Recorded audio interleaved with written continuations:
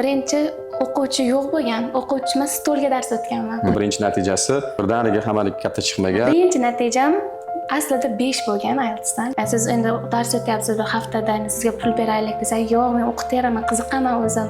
O'qituvchimning nayner bo'lsa ham, eng zo'r o'qituvchi bo'lsa ham, keyin dadamga sirasi telefon qildim. Dada, endi men natijam emas, meni natijalarim chiqyapti, lekin niyatni to'g'ri qilish kerak ekan. Niyatni zo'r qilib to'g'ri qilinsa, albatta bo'lar ekan. Birinchi o'rinda shu o'quvchilarga ham aytaman, o'qituvchiga ixlos bo'lsin-da. O'sha darsda men his qilyapmanmi, guruh cho'kyaptimi, o'tirmayman o'sha darsda. To'g'risi, bahozni eshitib turibman bu ma'lumotni. Bular tog'li zonalarga borishar ekan, lagerlarga borishar ekan. Chunki mavzuyim pronunciationda, talaffuzda va dolzarb mavzu. Bilasizmi, yoshlar sabrsiz bo'lib ketyapti. 3 oyda noldan turib qanday speaking oshirib yuboradigan kurs bo'lishi mumkin-da.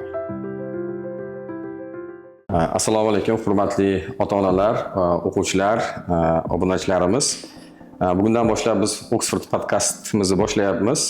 Bu podkastimizni boshlashdan maqsad o'zimizni da faoliyat yuritayotgan, Oxford rivojlanishi uchun hissa qo'shayotgan ustozlarimizni tanishtirish, ularning tajribasi, bosib o'tgan hayot yo'li, erishgan natijalari va ta'limdagi og'riqlari haqida suhbatlashish bo'ladi. Va ikkinchidan bu podkast bizda o'qib, o'sib, rivojlanib, hayotda o'z o'rnini topgan, demak, o'quvchilarimizni ham suhbatga jalb qilamiz va bu orqali ularning hayot yo'li, erishgan yutuqlaridan hozirgi o'qiyotgan o'quvchilarimiz katta motivatsiya oladi va ulardan o'rganadi degan umiddamiz. Bugungi demak suhbatimiz Oxford o'quv markazi katta o'qituvchisi, magistrant, 5 yillik tajribaga ega IELTS Safer instruktor, juda ham ko'plab shogirdlarni chiqargan, natijalarga erishgan ustozimiz Mahliyo Yoqubjonova. Assalomu alaykum. Xush kelibsiz, Mahliyo. Rahmat. O'zingizni tanishtirsangiz. Men Yoqubjonova Mahliyo, Chortoq tumanida tug'ilganman. Yoshim 24 da. O'zbekiston Davlat jahon tillari universitetini bitirganman. Hozirgi kunda Chet tillar institutida magistratura talabasiman. Va hozirgi kunda Oxford o'quv markazida General English Teacher, Safer Instructor and IELTS Instructor bo'lib faoliyat yuritaman. Juda ham yaxshi. Bizning podkastimiz odatda podkastlar uzun bo'ladi, lekin juda ko'p o'quvchilar va ustozlarga ulgurish maqsadida 15 daqiqalik qilib belgiladik. Ko'pchilikning vaqtni olmasligi uchun, shuning uchun savollarga aniq-aniq o'tib ketamiz. Qisqa lo'nda aytganda, har bitta o'qituvchini ham qachondir o'quvchi bo'lgan va uni natijasi, birinchi natijasi birdaniga hammaning katta chiqmagan, shu xususda qisqa gapirib bersangiz. Birinchi o'rinda aytib o'tish kerakki, masalan, men birdaniga 8 olgan, birdaniga 7 olgan kandidat emasman. Men juda ham og'ir periodlardan o'tib, juda ham omadsizliklarga uchrab, keyin C1 darajaga erishganman. Birinchi natijam aslida 5 bo'lgan IELTSdan. 5 olganman. Bu juda ham og'riqli holat bo'lgan. Keyingisi 5,5 bo'lganda, lekin 5,5 men o'zasi u payt abituriyent bo'lganda, 5,5 kerak bo'lgan menga, lekin 5 chiqib qolgan. Juda og'ir bo'lgan, lekin 5,5 olgan paytim hozirgi naynerlardan ham xursand bo'lganman-da. 9 olgan kandidatdan ham xursand bo'lganman-da. Chunki u paytda 5,5 men zo'riman degan edi. Men o'sha sertifikat kerak, o'qishga kirishim kerak, lekin u payt juda ham og'ir bo'lgan. Shu paytgacha 5 marta, 6 marta IELTS topshirganman. Ya'ni har bitta sectiondan borda 5, 5,5, 6,5, 6,5, 7 va hozirgi kungacha ko'plab olganman va bu darajaga erishishim uchun men birdaniga kelib qolmaganman-da, har bir sectionda to'xtalib qolganman. Juda ham qiyin bo'lib ketgan, lekin u paytdagi emotsiya hozir kulib eslayman, lekin u payt juda og'ir bo'lgan. Juda ham og'ir bo'lgan va o'zimni o'ta ham omadsiz insondek his qilardim. Chunki juda ko'p yiqilganman-da. Masalan, 6 marta topshirganmiz. 6 marta topshirganman. 6 marta topshirganman. Ko'p yiqilganman. Nafaqat IELTS, faqat o'qituvchi deganda o'zim o'ylaymanki, hamma sertifikatni o'zini sinab ko'rish kerak imtihonda. Saferda ham, IELTSda ham, TKTda ham. Chunki o'quvchi kelib so'rab, siz buni imtihonni bilasizmi desa, yo'q, men faqat IELTS o'qitaman deya olmaymiz-da. Ha, bilaman, bunaqa bo'ladi. Hammasini tushuntirib bersa shunday yaxshi bo'ladi deb o'ylayman va hammasini men sinab ko'rganman. Hozir masalan TKTga tayyorgarlik ko'ryapman. Xudo xohlasa uni ham olsak, uchala yo'nalishda ham o'zim olib ketmoqchiman-da, sinamoqchiman. Hozirgi oxirgi natijangiz 7,5 bo'ldi. Ha, Saferdan 71. 70 ball bo'ldi. Lekin birinchi Safer alohida bo'ladi. 2016-17-yillarda yangi Safer IELTS olamiga kirib kelgan paytimizda, u paytda grammatika o'qirdik-ku, yiqilardim-da. 90 ball, 30 ball bo'lgan, lekin men 89.9 bilan ololmaganman-da. 0.1 ball bilan ololmaganman. Yiqilganman, give up qilmoqchi bo'lib, ingliz tili menga emas ekan. Rosa qiynalib ketdim. Litseyga topshirganman. Birinchi o'rinda chiziqdan pastda turibman-da, yiqilganman. İngliz tili menga emas ekan deyapman, lekin ishlardim, lekin give up qilmaganman. 5.5 kerak menga IELTS'dan-da, 5.5 kerak, lekin 0.5 yetmagan, 5 bo'lib qolgan. Deyman, yana yiqilaman, tayyorgarlik ko'rdim, 5.5 oldim. Endi men qishlog'imiz aytdi-da, qizda 5.5 xalqaro sertifikat bor ekan-da, chetga chiqib ketsa bo'lar ekan. Va men zo'rmakanman deb o'ylayapman. Endi hozir o'ylasam, u 5.5 oddiy ball. Masalan, hozir oladigan o'quvchilar 5.5 bo'lsa yig'laydi. Ammo xursand bo'lganman-da bu paytda, 9 olganday bo'lganman. Qishlog'imda endi zo'rman deb o'ylaganman-da. Lekin Andijonga kirganman, birinchi o'qishga kirishim. O'qishga kirganman. Kontrakt qilganman birinchi o'rinda. Juda omadsizlik. O'ta qiyin bo'lgan, lekin give up qilib tashlab ketganman jonni ham. Keyin jahon tillariga kirgansiz. Ha, tashlab ketganman. Qaytadan tayyorgarlik ko'rish boshlab, keyin jahon tillariga budjet kirganman. Budjetda o'qigansiz. Zo'r. Baribir talabalik paytda faoliyatingizni boshlagansiz, birinchi ish faoliyat boshlagan, undan keyin o'sha Oksfordgacha bo'lgan tajriba yo'lingiz haqida qisqa gapirib bersangiz. Bilasizmi, men birinchi o'quvchi yo'q bo'lgan, o'quvchi emas, stolga dars o'tganman. Stolga. Chunki ana kutubxonaga kirardimda, oxirgi odam yotoqxonada yotganman-ku, yotoqxona kutubxonasida dars qilardik-da. Oxirgi odam chiqib ketgungacha kutardim, tezroq chiqib ketsa, tezroq uyqusi kelsa-ku derdim. Chiqib ketgandan kalit olib yopardim-da, o'quvchilarga stol turibdi. Men o'zimni jahon tillari eng zo'r dotsent o'qituvchisi o'zim tutardim-da. Why you didn't do your homework? Nimaga qilmading? Yo'q o'quvchiga men nima vasla qilmading? I say you did great job derdim-da. Unga bittasiga maqtab, sen qilmabsan deb. Repetitsiya qilib, xuddi o'zim o'qituvchidan his qilardim. Keyin derazasini ochib olardim, oynani o'zim ko'rardim-da. Ayam Mahliyo Yoqubjonova deb men dars o'tardim-da. Hech kim yo'q, auditoriyada hech kim yo'q. Jazolardim, turg'izardim, lekin hech kim yo'q. O'shandan boshlaganman-da. O'sha yig'ilib o'sha menga confident bergan. Masalan, aytaman o'quvchilarga ham oynaga qarab gapir. Masalan, o'zing qo'yganda o'zing gapir, tushuntir deyman-da. Ana shu o'stirib beradi odamni. Zo'r. Juda ham. Masalan, ikkita odam orasida bemalol gapira oladigan bo'ladi. Birinchi ish boshlagan joyingiz? Birinchi ish boshlagan joyim Andijonda yotoqxonada dars bergan. Yotoqxonada dars bergansiz. Qizlarni yig'ib kelib olardim-da, men anaqa IELTS'im bor desam, bu IELTS bor ekan, men grammatika o'qilardim, IELTS'im bor desam, o'tamiz derdim. Hammasini yig'ib kelardim, taqillatardim. Hamsi dars bo'ladi, yuringlar, tushinglar derdim. Birinchi ish maoshim bir kishi bir oy tekinga o'qitganman, keyin siz endi dars o'tyapsiz bir haftada, endi sizga pul beraylik desa, yo'q, men o'qitayapman, qiziqaman o'zim desam 15 mingdan yig'ib berishgan. Zo'r. Undan keyingi ish joyingiz? Undan keyingi Toshkentda bo'lgan. Ha, Toshkentda Everestda o'qiganman, keyin assistentlik qilib. Everest o'quv markazida ishlagansiz? Everest o'quv markazida o'qiganman. Zo'r o'qituvchilarda o'qiganman. Masalan, Doniyor Aslanov, Isroil Puriflar zo'r o'qituvchilarda o'qiganman. Lekin darajam 6.5 chiqib qolaveradi. Demoqchiman bu yerda o'qituvchimning nayner bo'lsa ham, eng zo'r o'qituvchi bo'lsa ham, siz o'zingizda masalan nasibangizda bo'lmasa, unaqa yuqori ball ola olmaysiz-da. Masalan, menchalik o'rtoqlarim o'qimaganda, shunaqa night session, morning sessionga qoldirmasdan borardim. Men analiz qilsam testda joy qolmasdi-da, yozib tashlar edim. Lekin nasibam 6.5 bo'laverardi-da. Men qiynalib ketardim. Keyin menaka endi teachingni boshlab, o'qituvchilikni boshlab, o'zim tajriba orttirganimdan keyin aytdim, confident kerak ekanda, keyin birdan 7.5 qilib chiqib ketdi. Juda ham yaxshi. Mahliyo, birinchi shu ta'lim sohasida ta'lim berib, birinchi natijangiz qaysi yil bo'lgan, qanaqa his tuyg'u o'tgan? Men o'zim ham shu magistraturada yurganimda, aspiranturada Toshkentda o'qib yurganimda dars berardim, ham repetitorlik ham qilardim. Birinchi natijam chiqqanda boshqacha his tuyg'u o'tgan. Sizda qanaqa bo'lgan? Menda o'quvchim I couldn't stand crying dedi. Yig'lab o'rganman birinchi natija chiqqan, chunki ustoz aytdi, siz orqali men endi 100% natijaga erishdim, sertifikat oldim, o'qishga kiraman, endi grant kiraman. Rahmat deyapti-da, onasi telefon qilyapti-da, qizim oldi, zo'r natija oldi, mana ekan. B2 oldi, yo'qsa u B2 sertifikat oldi, lekin birinchida mevada u. Birinchi olyapti-da, rosa duo qilyapti-da. Keyin dadamga siras telefon qildim, dada, endi men natijam emas, meni natijalarim chiqyapti, endi meniki emas, endi o'qishlarimga chiqyapti, sen omading bersan zo'r. Dedilar, lekin juda ham boshqacha bo'ldi-da. boshqacha his tuyg'u ekan, rahmat, siz orqali dedi. Keyin efirda ham ishlaganman-ku. Efirda IELTS instruktorlik qilardim. Butun O'zbekistonga dars berardik. O'sha paytda bitta chustlik qiz kuzatar ekan, men doim kuzatar ekan. Keyin telefon qilgan, tug'ilgan kunimda men efirda bo'lganman, telefon qilganda yaxshi manbalar beryaptilar, yaxshi savollar beryaptilar, yaxshi dars o'tyaptilar, zo'r men kuzataman, muxlislariman deganda men o'ylardim, unaqa bo'lmaydi deb o'ylardim-da. Masalan, men oddiy qishloqdan chiqib hech qachon bir efirga borib dars o'taman yoki deb o'ylamasdim-da.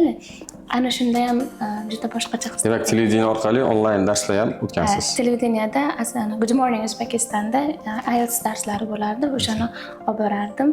Keyin shuni Bu ham sizga katta tajriba bo'lgan. Juda ham katta, chunki u yerda chalg'itishlar ko'p bo'lar. Tansa kameraga qarab, birdan dars o'tib, birdan kameraga qarab, o'zim to'g'rilab turishim kerak. U eng katta tajribani shu yerda olganman desam bo'ladi. Chunki onlayn butun O'zbekiston ko'radi, jonli efirda yozib olinmaydi. Hatto qilsam ham jonli efirda qilardim. Keyin birinchisi intervyuga taklif qilingan va yoshligimda oyim aytardi, masalan, men Assalomu O'zbekiston chiqaman, sizga salom beraman, oyimga salom aytaman desam, bitta qiz, qishloqda katta bo'layotgan qiz, qaydan salom berasan? Bo'pti, menga telefon orqali salom aytarsan dedilar. Lekin niyatni to'g'ri qilish kerak ekan. Niyatni zo'r qilib, to'g'ri qilinsa, albatta bo'lar ekan. Men birdan intervyuga borganman, translatorlik qilib, efirga kirib, men haqiqatan onamga salom aytganman-da bu yerda. Aytmoqchimanki, o'quvchilar ham hamma niyatini boshdan to'g'ri qilib, katta maqsad qo'ysa, albatta erishadi. Doesn't matter qayda yashash, farqi yo'q-da. Endi biroz og'irliroq savolga o'tamiz. Men achchiq savollarim bor. Tayyorlagansiz, albatta birorta o'qituvchida, ustozda bo'lmay qolmagan, natija bo'lmay qolgan holatlar bo'lgan. Shunda qanaqa ta'sir qilgan sizga? U o'quvchi bilan qanaqa suhbat qilasiz? Qanaqa motivatsiya berasiz?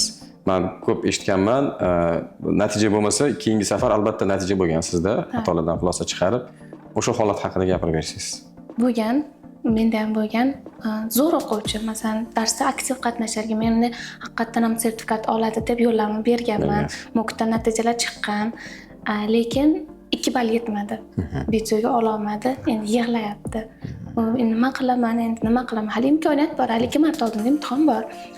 Bo'ldi, kel dedim, yarmini men to'lab beraman yoki o'sha 50% men to'lab beraman yoki seni kel, men tekinga o'qitib beraman yoki qanaqadir chegirma qilib beramiz. Nimadir yordam beramizda, sen natijangni olasan. Chunki men senga ishonardim, senda potensial bor edi, olishing kerak edi, lekin nasibang bo'lmadi. Bu it's not end of the world. Ya'ni bu hayot oxiri emas-da, bu bir qismi xolos-ku. Masalan, menda ham yiqilish bo'lgan. Men darsda ham aytaman, yiqilish juda ko'p bo'ladi, hammada bo'ladi. Hayot bu tekis ketmaydi. Masalan, o'qiydi, natija chiqmaydi. Bu it's okay. Vaqti keladi, chiqadi.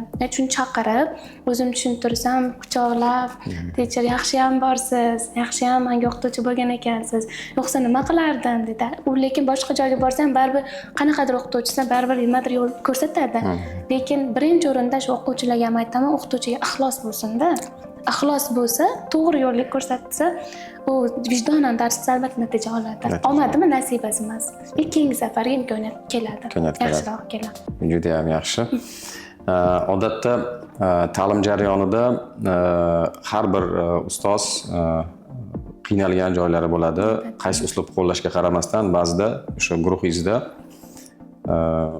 vazifa qilmaydigan, darsni tushunishga qiynaladigan, biroz motivatsiyasi so'ngan o'quvchilar bo'ladi. Shunaqa holatlarga qanaqa usullar qo'llaysiz, qanaqa chora qo'llaysiz? Umuman shu holatga munosabatingiz qanaqa? Shunaqa vaziyatlar bo'ladi, o'quvchi o'zi tushib qoladi-da. Kirasiz, dars qila olmaydi, xohish bo'lsa ham qilgisi kelmay qoladi, atrofdagilar ta'sir qiladi, masalan, u ham dars qilmayapti-ku deydi. Bunday kirsan, guruh tushib ketganini his qilasiz-da. Ba'zan kirsa ko'zlari yonib, zo'r deb turganda, bunday kirsangiz dars boshlanyapti, natija chiqmay qolsa-chi, motivatsiyasi tushib ketgan. U paytda men bilasan, urarman-ku o'quvchilarni, urib boraman yoki turini qattiq gapirib yoki haydab chiqarib borib desam, qattiq qo'l teacherimiz qattiq qo'l deydi, lekin hammasini orqasida u yaxshilikka-da. Lekin u paytda men iloji boricha motivatsiya berib, harakat qilib, o'sha darsda men his qilyapmanmi, guruh cho'kyaptimi, o'tirmayman o'sha darsda. Umuman o'tirmayman. Telefonimni ham chekkaga olib qo'yaman-da, o'tirmayman-da, faqat birga interaktiv. Ya'ni sen readingdan zo'r chiqib turibsiz, gap yo'q, zo'r. Mana shuni sen bilibsan-ku, zo'r gap. Gap yo'q. nima deydi, interaktiv qiladi odamni. Ya'ni bir-biriga suhbat qilib, hammasini try to engage. Kontakt uzib qo'ymaysiz Kontakt darsda. uzib qo'ymayman. Umuman, o'tirmayman. Keyin oxirida o'shani eslatib qo'yaman. Darsda o'tirdimmi? Yo'q. Tushuntirdimmi? Ha, nechta material berdim? Qo'lingizda nechta list turibdi? Ha, 3 tadan 4 tadan material chiqqan.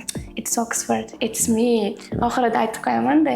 Keyin ha dedi, "Davlat pastga tushinglar, holda tayyorgarlik ko'ringlar yoki kutubxonaga chiqinglar yoki qo'shimcha darsga qolinglar." desam bo'pti deb qolishadi. Speaking darslari qilib beraman, sal interaktivroqda. Shu bilan sekin qaytishadi ular. Qaytishadi. Shunaqa vaziyatda iloji boricha mas'uliyatni o'zim olaman. Ularga tashlab qo'ymayman-da. Tushunarli. Hop, biz endi o'zimizni maqtaganimiz bilan jamoa o'qitish tizimimiz va ba'zi natijalarimiz haqida, lekin shu podkastda umumiy shu o'quv markazi va undagi muhit haqida ba'zi fikringizni bilsak, qolganlarga ham qiziq bo'lsa kerak. Oksfordga kelganingizda qanaqa jamoani ko'rdingiz? Hozir qanaqa jamoa, nima uchun bu yerda ishlayapsiz shu xususda aytasiz? Bu juda zo'r savol. Nima uchun Oxford? Nima uchun qoldim? Chunki menda variant ko'p edi-da. Toshkentdan boshqa o'quv markazlari ham bor. Everestdan kelib tanlov qilish. Mana tajriba bor. Keyin bitirib kelganman, oliy ma'lumotli bo'lib kelganman. Tanlov ko'p edi-da. Masalan, 2-3 ta o'quv markazi turuvdi oldimda. Intervyu hammasidan o'tib qo'yganman. Biri bo'lmasa biriga deb o'tib qo'yganman. Keyin aytyapman, hammasini biz ham kutganmiz. Bizga ham shu to'la bakalavr bitirib, tayyor kadrda, ya'ni fokusi ingliz tilini o'qitishda experience bor, tajribangiz bor. HR'imiz o'shanda Dilshodbek bilan kutgandik. Kimni tanlar ekan deb kutgandik. Qanaqa bo'lgan? Aytgan 2-3 kundan keyin javobini aytaman deb turib, dadamga bir boshdan aytib beraman. Dada, mana bu ekan, bu ekan. Ham eng qizig'i Oxfordga kelib, obzor lessonlar bo'ladi-yu, dars kuzatib, o'rganayotgan paytimda o'sha paytda endi hozir aytyapman, boshqa markazda ham obzor qilib yurganman. Obzor qilib yurgan.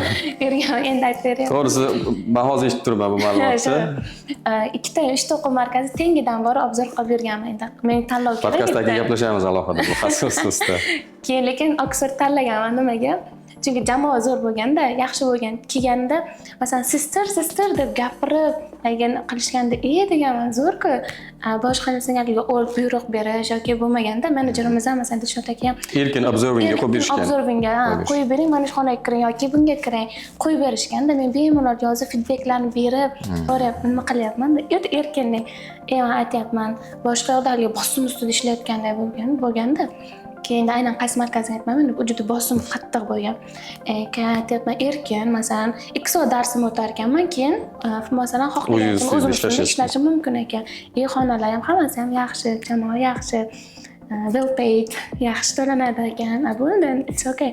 Bo'ldi, Oxfordda qoldim dedim. Keyin kech marta observ qilindi, dars o'tilyapti, yaxshi ketdi.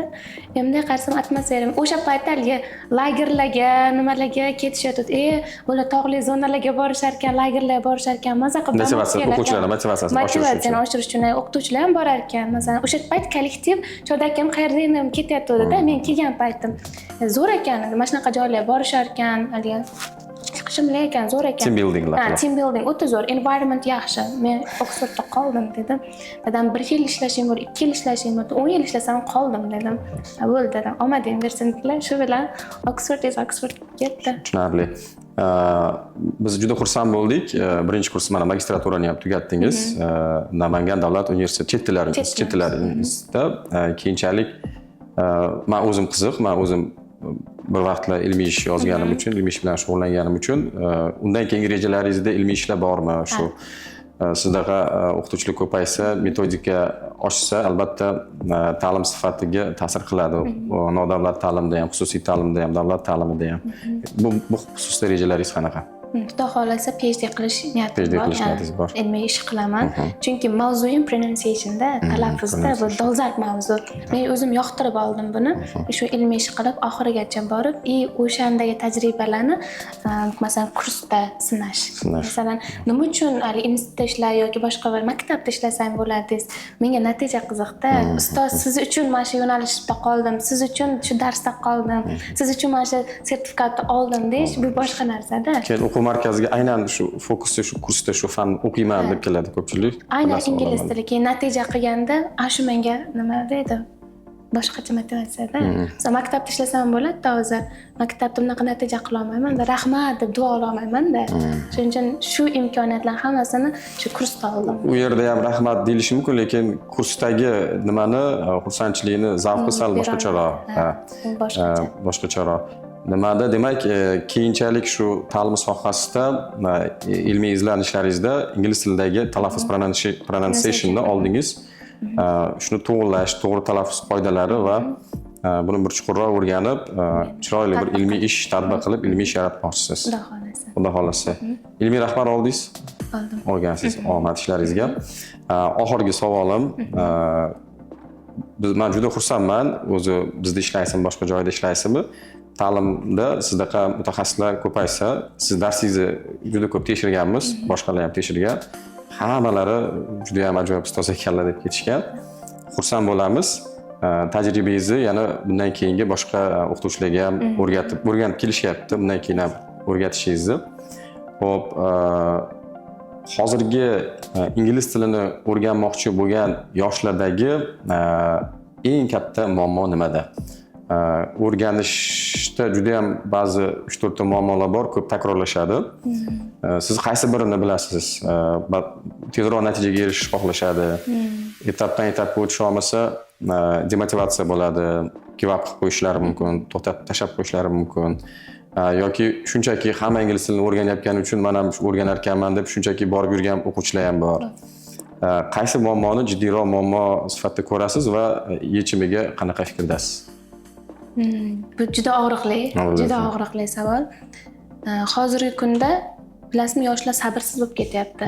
Masalan, 3 oy desa, 3 oy o'rganaman bitta etapni.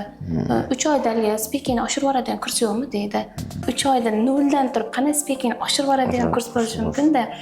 Masalan, biz ham bu daraja bu yerga osonlikcha o'tirmayapmiz-ku. Sabrli bo'lish birinchi o'rinda, sabrli bo'lish. Keyingisi disiplin, tartib bo'lishi kerak. Uchinchisi esa o'qituvchini aytgan o'z vaqtida qilish va darsga ham, o'zini hayotiga ham sodiq bo'lish. Masalan, o'qituvchisiga nima deydi, o'qituvchisiga ixlos qildimi, darsini o'z vaqtida qilsin, o'z vaqtida disiplin bilan o'qisin, sabrli bo'lsin, u natija oladi. Hozirgi kunda o'sha telefon chalg'ityapti, masalan, dars qilib kelsa, ChatGPTdan qilib kelishi bor, masalan, Googledan, internetdan qilishi bor-da. Foydalansin, to'g'ri yo'lda foydalansin, to'g'ri yo'nalsin, chunki o'ziga kerak-ku. Ko'p reels ko'radi-da, hozirgilar reels ko'radi, sekundga aylantiradi. U distractionda chalg'itib qo'yadi odam, sabrsiz qilib qo'yapti. Shuning uchun 2 soat darsda o'tirish ham ba'zan sabrsizdek tuyulib ketadi ularga, lekin u foydali ish qilyapti. Hayotni hech bo'lmasa 2 soatini yaxshi narsani o'rganishga sarflayapti-ku. O'shani anglab, tushunib, maqsadni to'g'ri qo'yib, to'g'ri o'qib, masalan, disiplin bilan o'qisa, albatta natijasiga erishadi. Juda ham yaxshi.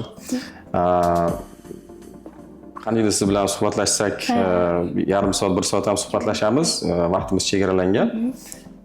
O'zingiz o'quvchilaringizga va shu ingliz tilini o'rganishni boshlagan o'quvchilarga tilayman. Hammalariga omad tilayman. Birinchi o'rinda hammalariga sabrli bo'lishsin. Hammasi will be okay. Everything will be okay. Hammasi yaxshi bo'ladi va vazifalarni yaxshi qilinglar. Birinchidan disiplin bilan qilinglar, vaqtida kelinglar. Sleepy o'tirmanglar, uyqusizlab o'tirmanglar, energetik turinglar. Chunki energiyasi boy bo'lsa, hamma dars zo'r bo'ladi.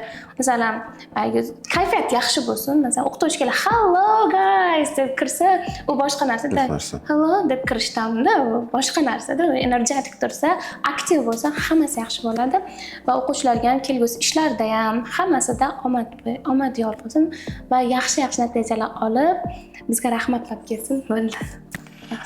Sizga katta rahmat vaqt ajratganingizga. Hozir darsingizni tugatib, podkast yozilayotgan payt, o'sha obed mahalida, shunga qaramasdan keldingiz. Kelgusi ishlaringizga omad, ilmiy ishlaringizda, pedagogik mahoratingizda omad tilaymiz. Rahmat. Kelgusi podkastlarimizda biz xudo xolasa keyingi ustozlar bilan suhbatlashamiz. Nafaqat o'zimizda hozir ishlayotgan, bizda ishlab boshqa markazlarda, boshqa universitet, boshqa ta'lim muassasalarida faoliyat yuritayotgan ustozlarni ham chaqirmoqchimiz, natijaga erishgan o'quvchilarimizni. Fikrlaringizni yozing. Bugungi fikrlarimiz bo'yicha bu bizga juda ham qiziq. Barchalarga rahmat, sizga ham katta rahmat. Sizga ham rahmat. Keyingi podkastda ko'rishguncha salomat bo'lasizlar. Sog' bo'ling.